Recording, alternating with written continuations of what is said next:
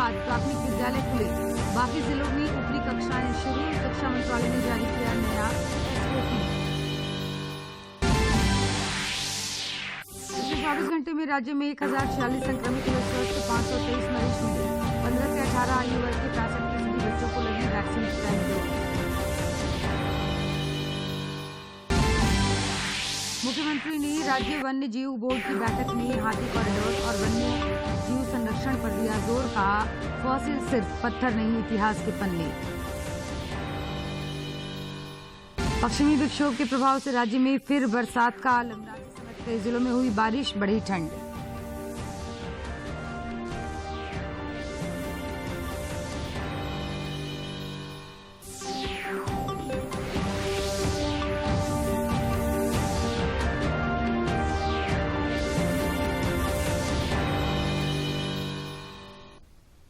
नमस्कार, खबरें झारखंड में आपका स्वागत है। मैं हूं जयलक्ष्मी कुमारी। खबरों में आगे बढ़ने से पहले ये संदेश।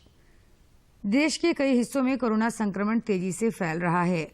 हमारी अपील है कि आप भी सतर्क रहें और 15 से 18 वर्ष के किशोर सहित अन्य लोगों के टीकाकरण में मदद करें।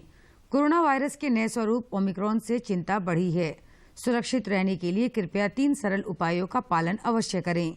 मास्क पहनें, 2 गज की दूरी अवश्य बनाए रखें और चेहरा साफ रखें। कोविड से संबंधित किसी भी जानकारी के लिए मार्गदर्शन के लिए राष्ट्रीय हेल्पलाइन नंबर 011-2397-8046 और 1075 पर संपर्क करें। और अब समाचार विस्तार से। प्रधानमंत्री नरेंद्र मोदी कल हैदराबाद का दौरा करेंगे और अंतर्राष्ट्रीय फसल अनुसंधान संस्थान के स्वर्ण जयंती समारोह का शुभारंभ करेंगे।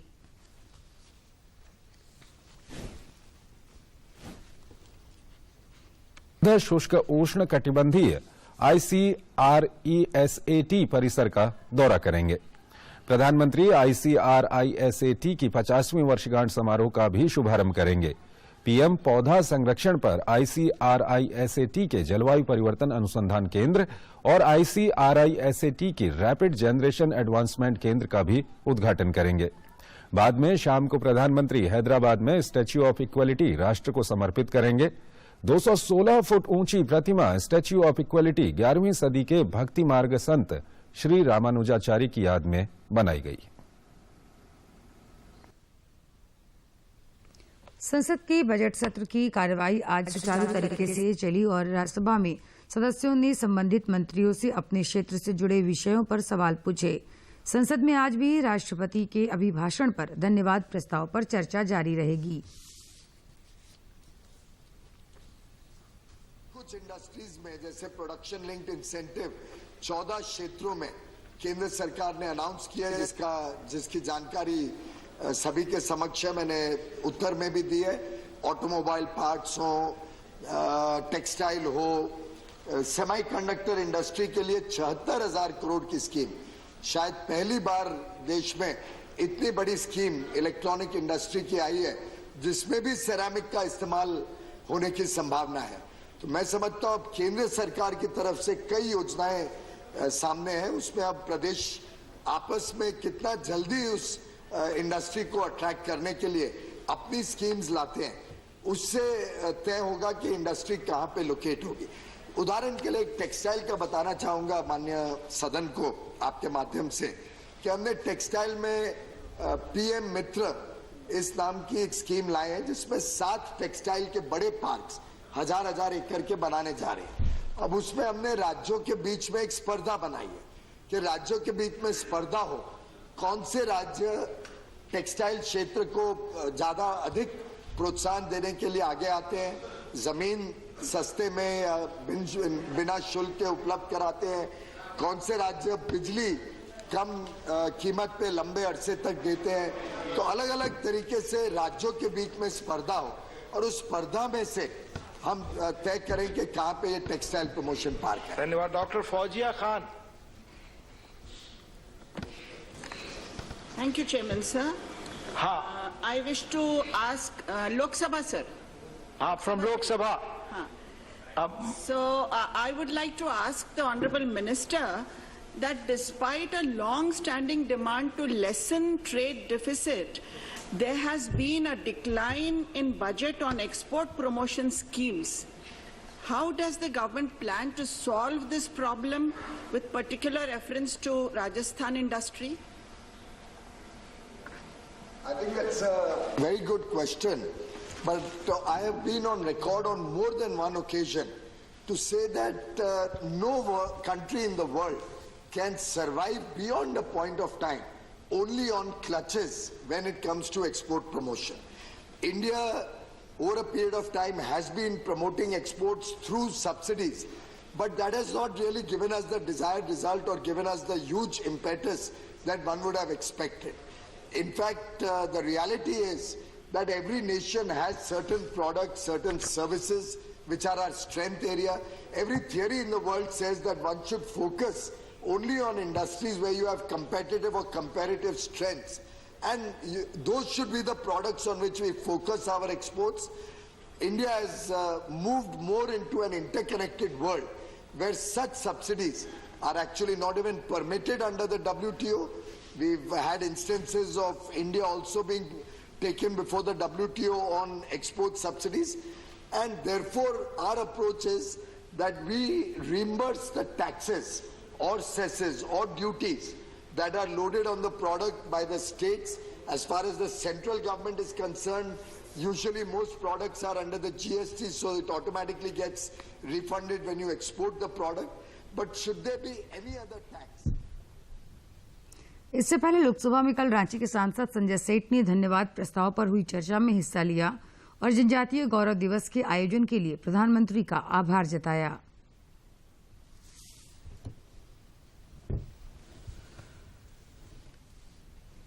और सबसे पहले मैं आदरणीय प्रधानमंत्री नरेंद्र मोदी जी का अभिनंदन करना चाहता हूं कि आजादी के इस 75वें साल में बिरसा मुंडा को याद करके और 15 नवंबर को जनजातीय गौरव दिवस मनाने का जो काम किया, वो 3.25 करोड़ झारखंड वासी आपका अभिनंदन कर रहे हैं।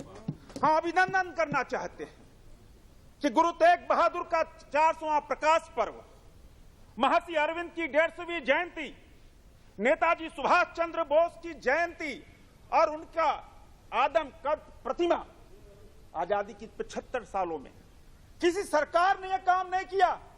नेताजी को सबने भुला दिया, लेकिन प्रधानमंत्री नरेंद्र मोदी जी ने जो संकल्प लिया, वो संकल्प ये कि नेताजी की आदम कद प्रतिमा दिल्ली के बोट क्लब में लग रही।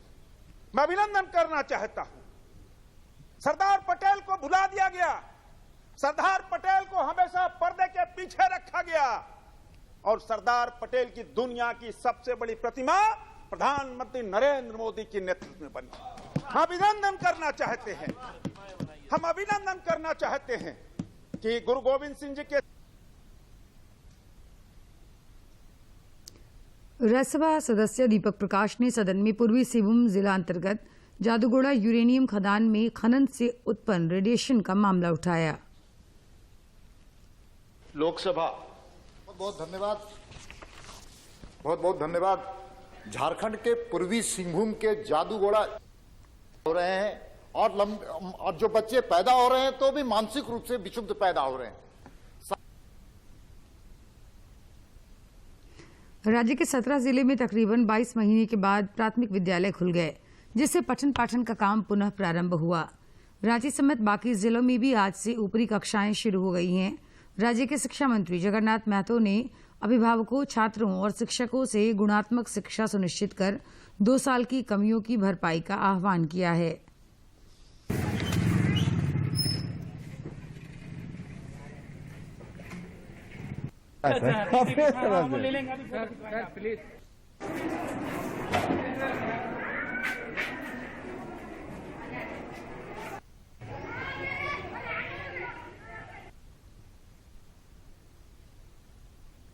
इधर गढ़वा में भी सरकार के निर्देश पर कोरोना दिशा निर्देशों का अनुपालन करते हुए केंद्रीय विद्यालय में पठन पाठन पूर्व की भांति शुरू हो गया है।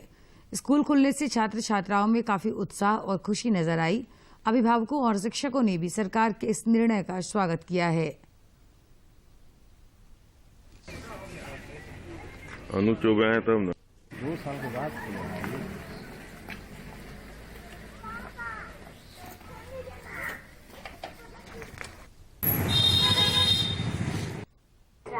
केंद्रीय विद्यालय गढ़वा। आज मैं 2 सालों के बाद स्कूल में आई हूँ। बहुत अच्छा लग रहा है। 2 सालों से घर में बैठे बैठे मन ही ऊब गया था, इसीलिए आज आए हैं स्कूल में और बहुत ही अच्छा लग रहा है। मास्क पहनकर और सैनिटाइजर लगाकर स्कूल में आई हूँ। मुझे बहुत अच्छा लग रहा है। स्कूल खुल गया है। बहुत दिन से घर पे ऊब रहे थे। मम्मी लोग भी बोल रहे थे कि स्कूल कब जाएंगे। वो बोल रहे थे कि अभी कोरोना के कारण नहीं जा सकते। स्कूल आए बहुत अच्छा लग रहा है। और विभाग का निर्देश था, विद्यालय खोल दिया गया है और आज लगभग 80% जो बच्चे हैं वो हमारे विद्यालय में आ चुके हैं। विद्यालय के समय के अनुसार सुबह 7:30 बजे से विद्यालय के एंट्रेंस गेट पे अभिभावकों से सबसे पहले सहमति पत्र लिया गया और जिनका सहमति पत्र था उनको ही अंदर स्कूल में विद्यालय में प्रवेश दिया गया। इधर देश में कोरोना की लगातार हार हो रही है। पिछले 24 घंटे के दौरान देश भर में 2,46,674 लोगों ने कोरोना को पराजित किया। इस अवधि में हालांकि 1,49,374 नए मामलों की पुष्टि हुई। 14,35,569 कुल सक्रिय मामले हैं, जबकि रिकवरी रेट 95.39% है।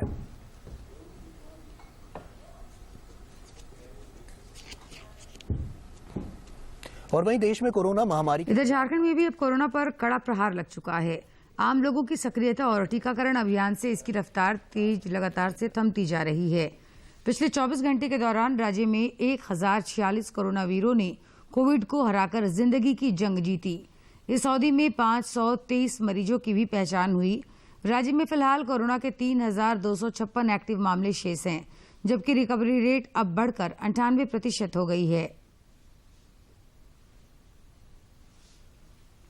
देश में कोविड के खिलाफ जारी जंग में टीकाकरण अभियान तेज गति से चल रहा है। केंद्रीय स्वास्थ्य मंत्रालय के अनुसार अब तक देश भर में 1,68,47,16,000 से अधिक कोविड रोधी टीके लगाए गए।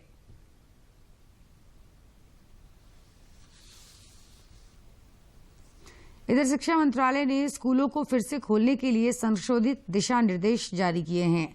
गौरतलब है कि कई राज्यों और केंद्र शासित प्रदेशों में स्कूल पूरी तरह खुल गए हैं और कुछ में आंशिक तौर पर खुले हैं। There are a few salient features of the guidelines or the standard operating procedure that we had prepared for reopening of schools. One, first and foremost, is to ensure and monitor proper cleaning and sanitation facilities in the school, maintaining at least 6 feet distance between students in the seating plan, social distancing to be maintained in all common areas, flexible, staggered and reduced timings for different classes. So schools and states in consultation with schools, they have worked out their different patterns as what they have found convenient and suitable. And then we had asked schools not to undertake school events where school social distancing is not possible. Or at all times, staff and students should be wearing masks. इस बीच टीकाकरण अभियान में 15 से 18 वर्ष के आयु वर्ग के युवाओं ने भी जबरदस्त रुचि दिखाई है। ताजा आंकड़े के मुताबिक देश भर में अब तक इस वर्ग की 65% आबादी को कोरोना रोधी टीका लगाया जा चुका है। केंद्रीय स्वास्थ्य मंत्री मनसुख मांडविया ने एक फोटो साझा करते हुए इस पर प्रसन्नता जताते हुए इसे यंग इंडिया का ऐतिहासिक प्रयास बताया। उन्होंने कहा कि केवल 1 महीने में 15 से 18 आयु वर्ग के 65% बच्चों को पहली डोज दी गई है। प्रधानमंत्री नरेंद्र मोदी के कुशल नेतृत्व में देश टीकाकरण अभियान में नित नए कीर्तिमान गढ़ रहा है। रांची में मुख्यमंत्री हेमंत सोरेन की अध्यक्षता में राज्य वन्य जीव बोर्ड की महत्वपूर्ण बैठक हुई, जिसमें 5 एजेंडों पर मुहर लगाई गई। इस दौरान मुख्यमंत्री ने जोर देकर कहा कि फैसला सिर्फ पत्थर नहीं बल्कि इतिहास के पन्ने हैं, जिनका संरक्षण जरूरी है। श्री सोरेन ने हाथी कॉरिडोर और वन्य जीवों के संरक्षण पर भी बल दिया। बाबा भोलेनाथ को तिलक चढ़ाने मिथिलांचल के कांवरिया देवघर पहुंचने लगे हैं। बाबा के भक्त सुल्तानगंज से जल भरकर 105 किलोमीटर की पैदल यात्रा कर आकर्षक कांवरों के साथ बाबा नगरी पधार रहे हैं। गौरतलब है कि कांवरिया खुद को बाबा के ससुराल पक्ष का बताते हुए उन्हें तिलक चढ़ाकर शादी का निमंत्रण देने के लिए आते हैं। तिलक चढ़ाने की यह परंपरा बसंत पंचमी पर ही होती है, लेकिन वे 2 दिन पूर्व ही यहाँ पहुँच जाते हैं और किसी जगह एकत्रित होकर हवन और पूजन करते हैं। इधर बाबा मंदिर में मांगलिक कार्य और मुंडन के लिए भी भक्तों की काफी भीड़ उमड़ रही है।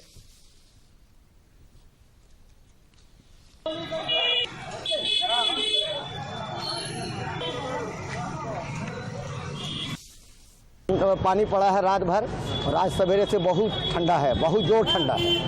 भीड़ बहुत कम गया है क्या सर? क्या सर? मार्केट में भीड़ नहीं है क्या? नहीं सर, ठंडा के लेके मार्केट में भीड़ नहीं है। कमाने खाने वालों को बहुत दिक्कत है सर। बहुत दिक्कत है। हाँ ही। राजस्थान में बन रहे पश्चिमी विक्षोभ का असर झारखंड में भी साफ तौर पर दिख रहा है और देर रात में रांची समेत राज्य के विभिन्न हिस्सों में बारिश हुई। रांची स्थित भारतीय मौसम विज्ञान विभाग के वैज्ञानिक अभिषेक आनंद ने बताया कि अगले 12 घंटे में राज्य के उत्तर पूर्वी हिस्से में कुछ स्थानों पर भारी बारिश और ओलावृष्टि भी हो सकती है। आजादी के सफर की आज की कड़ी में देखिए चौरी चौरा की ऐतिहासिक घटना के बारे में।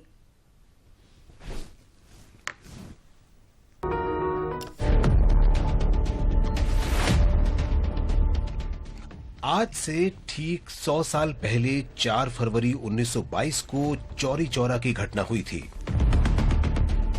गांधी जी ने 1 अगस्त 1920 को असहयोग आंदोलन शुरू किया था। आंदोलन ने अगले 1.5 साल में जैसे जैसे गति पकड़ी, देश भर में बड़ी संख्या में कार्यकर्ता सक्रिय हो गए।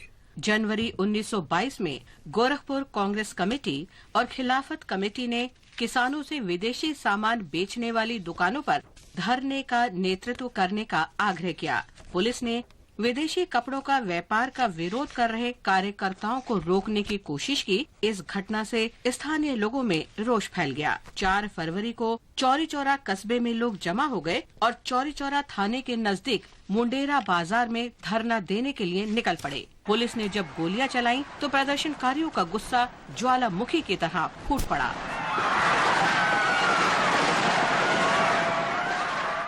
प्रदर्शनकारियों ने पुलिस पर जमकर हमला बोला। भीड़ ने थाने में आग लगा दी।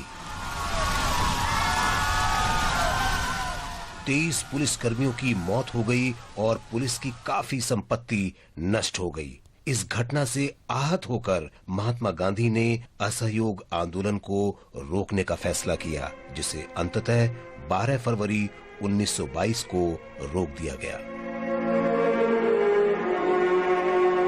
चौरी चौरा घटना के लिए ब्रिटिश प्रशासन ने 200 से अधिक प्रदर्शनकारियों पर मुकदमा चलाया। उनमें से 6 की पुलिस हिरासत में मौत हो गई। 8 महीने के लंबे मुकदमे के बाद 172 लोगों को मौत की सजा सुनाई गई थी। इस फैसले पर गंभीर प्रतिक्रिया हुई थी, जिसके बाद इलाहाबाद उच्च न्यायालय ने अपने फैसले को संशोधित किया और 19 को मौत की सजा, 110 को आजीवन कारावास और शेष को लंबे कारावास की सजा सुनाई। इन शहीदों के सम्मान में इस स्थल पर आज शहीद स्मारक खड़ा है। देश के इन वीर सपूतों को हम नमन करते हैं। आज हम राष्ट्रवादी नेता M.A. अयंगर को भी याद करते हैं। इनका पूरा नाम मदभूषी अनंत सायानाम अयंगर था। इनका जन्म 4 फरवरी 1891 को आध्यात्मिक शहर तिरुपति के पास तिरुचनूर में हुआ था। श्रीनिवास श्री वेंकटेश भक्तवत्सल भागवत प्रिय। अयंगर बहुत छोटी आयु में ही स्वतंत्रता आंदोलन में शामिल हो गए थे। वे अपने गृह राज्य में भारतीय राष्ट्रीय कांग्रेस के प्रमुख व्यक्तियों में से थे। गांधी जी के असहयोग के आह्वान पर अयंगर ने 1921-22 के दौरान अपनी वकालत छोड़ दी। 1940 और 1944 के बीच अयंगर को पहले व्यक्तिगत सत्याग्रह अभियान और बाद में भारत छोड़ो आंदोलन में भाग लेने के लिए लगभग 3 साल की कैद हुई थी।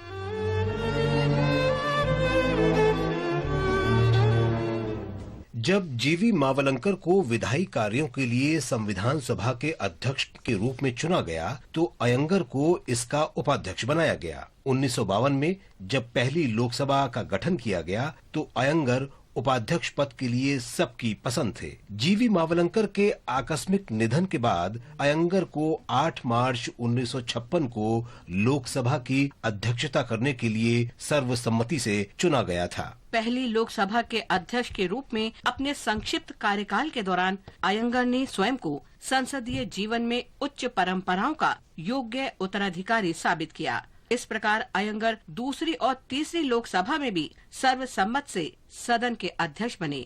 1962 में उन्होंने बिहार के राज्यपाल के रूप में सेवा करने के लिए अध्यक्ष पद से इस्तीफा दे दिया। अयंगर शिक्षा के क्षेत्र में भी सक्रिय रहे। अपने पूरे जीवन में उन्होंने संस्कृत और भारतीय संस्कृति के अध्ययन और प्रचार में बहुत रुचि ली। 19 मार्च 1978 को अंतिम सांस ली। इस महान नेता को भावभीनी श्रद्धांजलि देता है।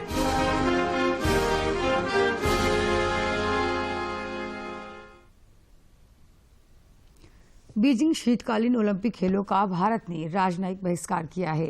प्रसार भारती भी इन खेलों का सीधा प्रसारण नहीं करेगा।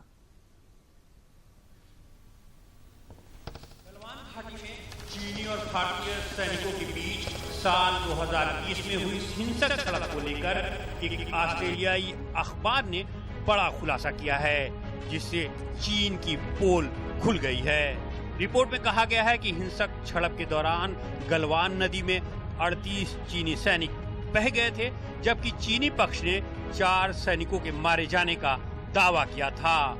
इस खुलासे और शीतकालीन ओलंपिक खेलों की चीन द्वारा राजनीतिकरण पर भारत की प्रतिक्रिया बीजिंग ओलंपिक के राजनयिक बहिष्कार के रूप में सामने आई है। गलवान घाटी की झड़प में शामिल अपने सैनिकों को ओलंपिक की मशाल देने को लेकर चीन पर भारत ने कड़ा रुख अपनाया है।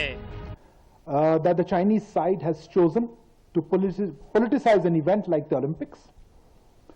I wish to inform that our chargé d'affaires of the Embassy of India in Beijing will not be attending the opening or the closing ceremony of the Beijing 22 Winter Olympics.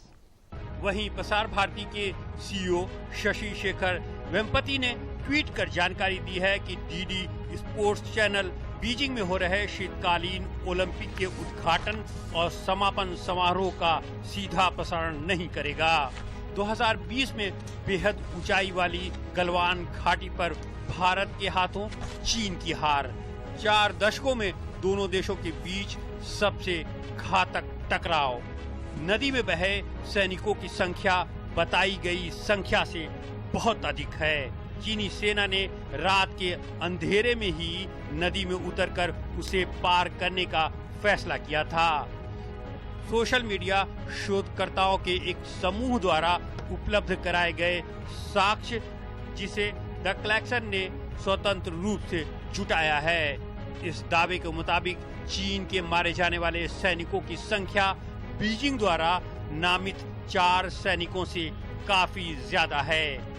झड़प को लेकर चर्चा को चुप कराने के लिए बीजिंग कितनी दूर तक गया है, खास तौर पर चीन ने मारे गए सैनिकों की सही संख्या की चर्चा से पल्ला झाड़ लिया है।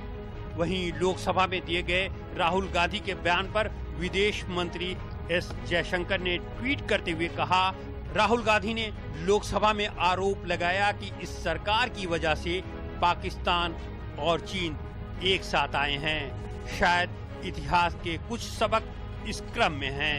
1963 में पाकिस्तान ने शक्सगाम घाटी को अवैध रूप से चीन को सौंप दिया था। चीन ने 1970 के दशक में पीओके के रास्ते काराकोरम हाईवे का निर्माण किया था। 1970 के दशक से दोनों देशों के बीच घनिष्ठ परमाणु सहयोग भी रहा है। 2013 में चीन और पाकिस्तान ने आर्थिक गलियारा शुरू किया था। तो अपने आप से पूछें कि क्या तब चीन और पाकिस्तान दूर थे? जम्मू कश्मीर पर पॉलिसी को लेकर दुनिया में किसी ने अगर प्रश्न चिन्ह खड़ा किया है तो केवल पाकिस्तान ने या राहुल गांधी जी ने, या पाकिस्तान ने या केवल कांग्रेस पार्टी ने, दुनिया के किसी और देश ने कोई प्रश्न चिन्ह खड़ा नहीं किया। मेरा राहुल गांधी जी से सवाल ये है, क्या वो टेररिस्ट के खिलाफ कार्रवाई करना, आतंकवादियों के खिलाफ कड़ा प्रहार करना, इसके खिलाफ इसको गलत मानते हैं? पाकिस्तान और कांग्रेस की बोलबानी एक जैसी क्यों नजर आती है? राहुल गांधी जब भी कुछ बोलते हैं मुझे बहुत तकलीफ होता है। वो ऐसा बयान देता है जो पाकिस्तान, चीन या जो ऐसे तथ्य हैं जो भारत को नुकसान पहुंचाते हैं, ऐसे लोगों को फायदा पहुंचाने वाले बयान देते रहते हैं। वो विरोधी ताकतों को फायदा पहुंचाने वाले जो बयान है वो राहुल गांधी क्यों देते रहते हैं, मुझे समझ में नहीं आते हैं। We are not isolated. We have good relations with our neighbors, and our foreign policy is not a failure. We have a foreign minister who has spent all his life dealing with foreign policy. वहीं अमेरिकी विदेश विभाग के प्रवक्ता नेड price ने भी चीन और पाकिस्तान के संबंधों पर अपनी प्रतिक्रिया व्यक्त की है। गौरतलब है कि पूर्वी लद्दाख की गलवान घाटी में जून 2020 को भारत और चीन के सैनिकों के बीच हिंसक झड़प हुई थी। इस झड़प में कर्नल संतोष बाबू समेत भारत के 20 जवान शहीद हो गए थे, लेकिन चीन पर झड़प के बाद से ही अपने सैनिकों की मौत का आंकड़ा छिपाने का आरोप लगता रहा है। Bureau report, DD news. और खबरों के अंत में एक नजर मुख्य समाचार पर। राज्य के 17 जिलों में तकरीबन 22 महीने बाद प्राथमिक विद्यालय खुले, बाकी जिलों में ऊपरी कक्षाएं शुरू। शिक्षा मंत्रालय ने जारी किया नया एसओपी। पिछले 24 घंटे में राज्य में 1046 संक्रमित हुए स्वस्थ, 523 मरीज मिले। 15 से 18 आयु वर्ग के 65% बच्चों को लगी वैक्सीन की।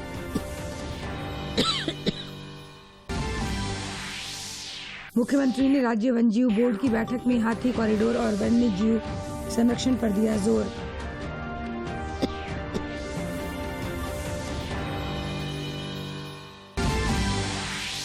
राज्य में फिर बरसात का आलम, रांची समेत कई जिलों में हुई बारिश, बढ़ी ठंड।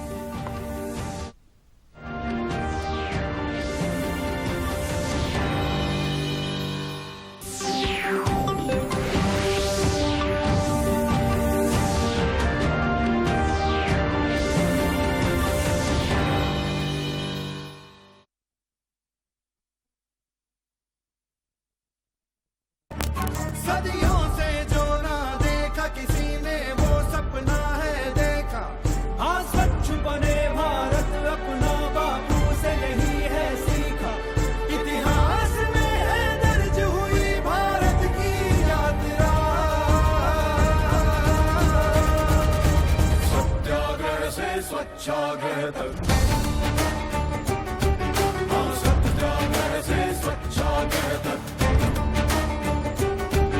इतिहास में ये दर्ज हुई भारत की यात्रा।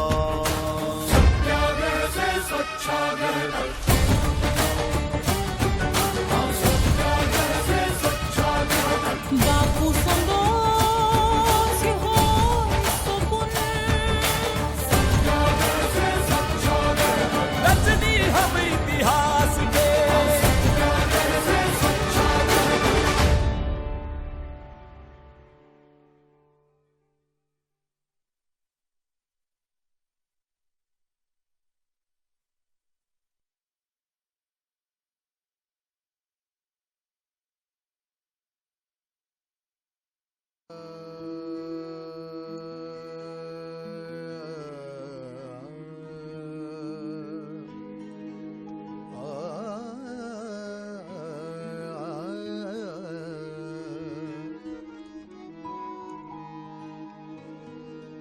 नहीं जो दिल में